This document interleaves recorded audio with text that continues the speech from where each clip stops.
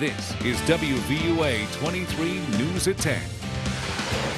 Good evening, I'm Sarah Macaluso. Jabari Pruitt has the night off. First at 10 tonight, we remember one man who touched many lives. Reverend Thomas Gilmore Sr. passed away on Sunday in Birmingham, and his funeral was held today in Greene County. WVUA 23's Yostina Banoub was at the funeral this afternoon and joins us live in the studio with more. Yostina? Now let's get a first look at your forecast. Peter, will we see any cooler temperatures in the near future? Sarah, the unfortunate future cast for us is that we're going to be dealing with some more hot temperatures over the next several days, but we will be seeing the continued chance for some scattered storms out there. We hit 90 degrees earlier this afternoon before those storms came into Tuscaloosa and cooled things down a bit across the area. You can see under the SATRAD that we do have plenty of rain that came through, especially northern and western Alabama. As we go into the day tomorrow, that focus in terms of the shower activity will head toward the area south of I-20, but overall we are still looking at some scattered storms in the mix for us tomorrow, but the heat is still going to continue. High temperatures right back up into those lower 90s tomorrow afternoon. So warm, but keep that umbrella handy in case of a thunderstorm or two out there. Thanks, Peter. Let's take a look at what's making news around Alabama.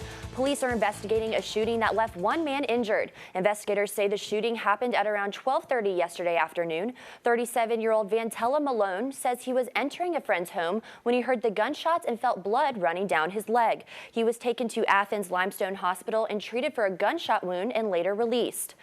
Closer to home, the Tuscaloosa Sheriff's Office is looking for a man accused of soliciting children yesterday morning. The Sheriff's Office received a call Friday morning about a suspicious white male in a white pickup truck engaging with children. Patrols were dispatched right away to find the potential suspect, but no arrests were made. Sheriff Ron Abernathy asks people in the Fosters and Rolfe communities to be on the lookout for the white pickup driven by a white male acting suspicious. Abernathy says they took reports like this very seriously.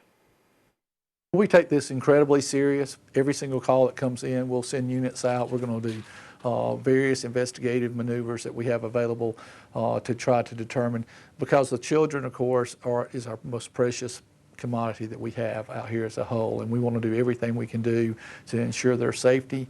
And we also want to use the assets that we have available. Authorities ask anyone who witnesses this or any other suspicious behavior to contact the Tuscaloosa Sheriff's Office at 205-752-0616. The University of Alabama has set another record when it comes to sorority recruitment. 93% of the young women who registered for the fall recruitment at UA received bids from the 16 sororities on campus. The total number of women who registered increased by over 7%, and the ones that received bids grew by 10% this year. 214 of the women who accepted bids were minorities. That's a 13% increase over last year. The number of African American students who got bids increased by 19% for a total of 25 women.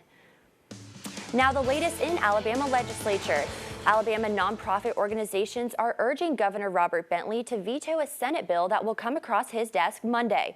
The Alabama legislature passed a bill today that requires nonprofits in the state who qualify for sales tax exempt status to report all such transactions to state regulators. Executive Director of the Tuscaloosa-based West Alabama A's Outreach says the added costs that would be needed to comply with the new regulations would take away from their ability to provide services to those in need. Client services could certainly be hurt because we have the staff that we need to provide the services that we currently provide. Okay? We have the finances we need for the operating systems that we currently have. Any addition to that is going to, at some manner, take away from our client services. If you'd like to get involved in local politics, here's your chance. Today, the Tuscaloosa County Democratic Party held their monthly meeting. They meet on the third Saturday of every month in the Tuscaloosa County Courthouse Annex building. Today, they met to set the qualifying dates for the 2016 Democratic primary. We spoke with the chairperson of the party about who they are and what they do.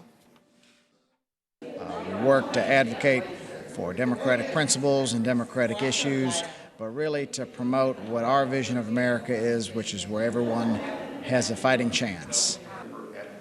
If you'd like to learn more about the Tuscaloosa County Democratic Party, visit their website at tuscaloosademocrats.org. Still ahead on the news at 10, it was a historic day in the Cuban capital as the U.S. raises its flag at the embassy for the first time in over 5 decades. And a SWAT team was called out to the New Orleans Walmart this morning. We'll bring you the details on what happened after the break. Stick around.